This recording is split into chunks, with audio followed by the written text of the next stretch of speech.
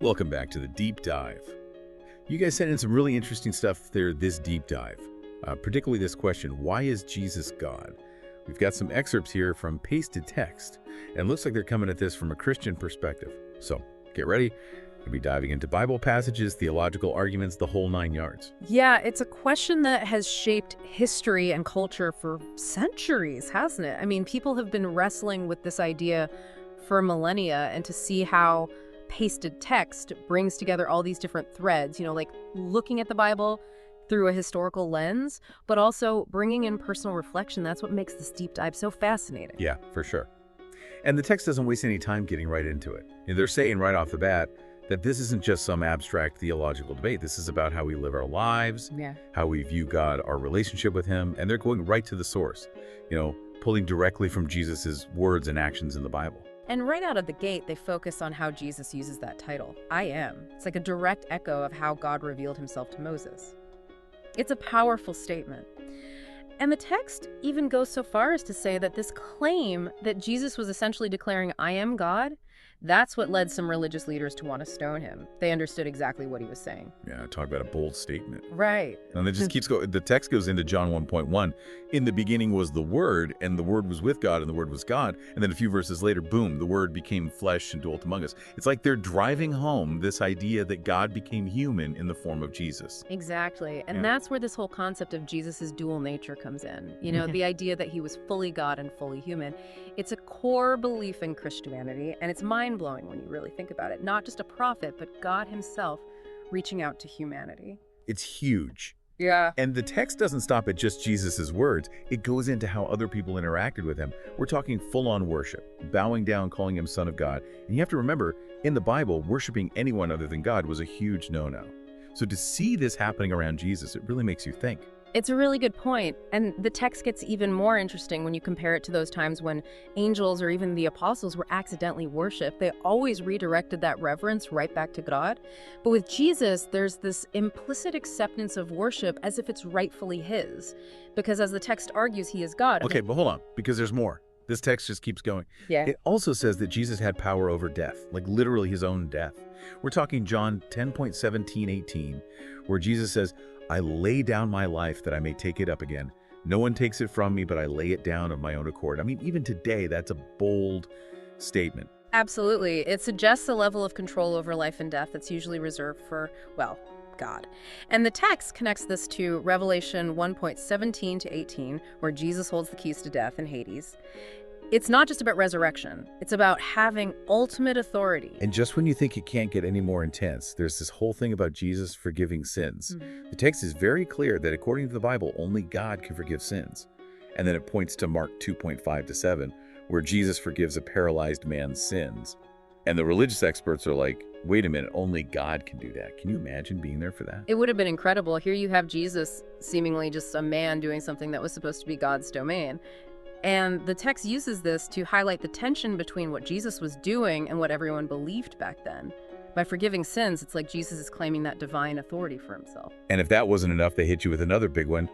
Jesus is the creator. They bring up Colossians 1:16-17, which says everything in heaven and on earth was created in Jesus and for Jesus. It's like they're saying Jesus is woven into the fabric of the universe. Yeah, and that connects back to that idea we were talking about earlier. You know how Jesus wasn't just some God, but the God. The one who was there from the very beginning. It's like saying creation itself is all about Jesus. Exactly. Yeah. And just in case you missed it, the text comes right out and says it. The Bible calls Jesus God. They even give us the receipts. Titus 2.13 and Hebrews 1.8. No hiding it, right? It's all right there. Exactly. And then they take it a step further. They start connecting Jesus to those Old Testament prophecies, especially from Isaiah.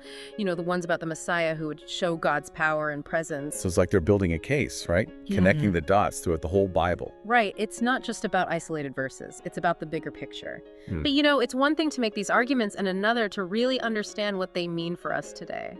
So they do get into why this all matters. Right. It's not just some theological debate. Exactly. It's about really understanding that if Jesus is God, then that changes everything. How we see ourselves, our purpose in life, our relationship with God, even how we think about life and death. So how does that belief actually play out in someone's life? Well, they talk about how accepting Jesus as God isn't just about saying you believe a set of rules. It's about a lived experience, a relationship with something bigger than yourself.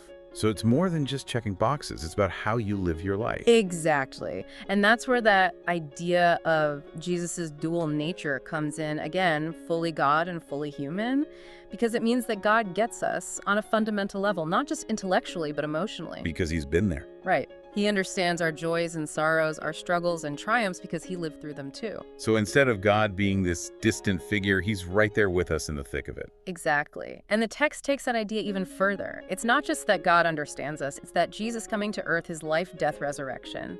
It's all about bridging that gap between us and God. It's about offering us a way back to him. It's about more than just rules and rituals, right? It's about changing the way we see the world and ourselves. Absolutely. And it goes even deeper than that. The text argues that once you embrace Jesus as God, it should affect everything you do, your relationships, how you treat people, your whole worldview. So it's like this belief, it's not something you keep to yourself. It has to come out. It changes you from the inside out. Right. It's about recognizing the divine in each other. And that's where the text leaves us with this powerful call to action. It's not enough to just understand this stuff intellectually. You have to live it. You have to let it shape your life. It's a pretty big challenge, right? Yeah. To really think about what it means for Jesus to be God. How would that change the way we live our lives, how we treat other people? It's a huge question.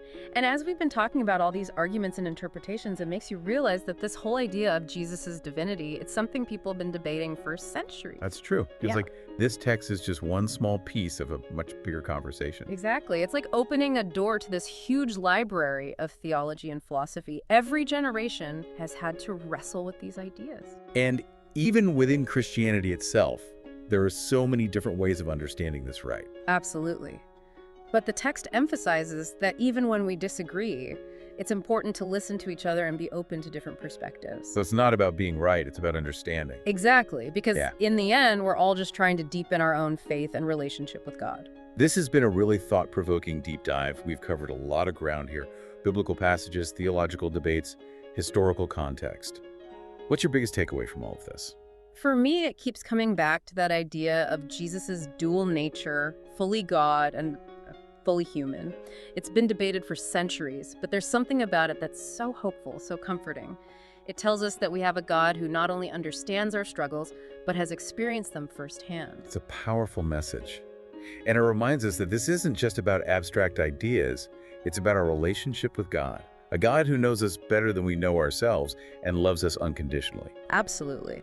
And whether or not you agree with everything we've discussed today, I think the important thing is to keep asking questions, keep searching. What does it mean to you for Jesus to be God? How does that belief shape your life? That's the beauty of a deep dive like this. Yeah. It's about sparking your curiosity. So keep exploring, keep questioning. And we'll see you next time for another deep dive.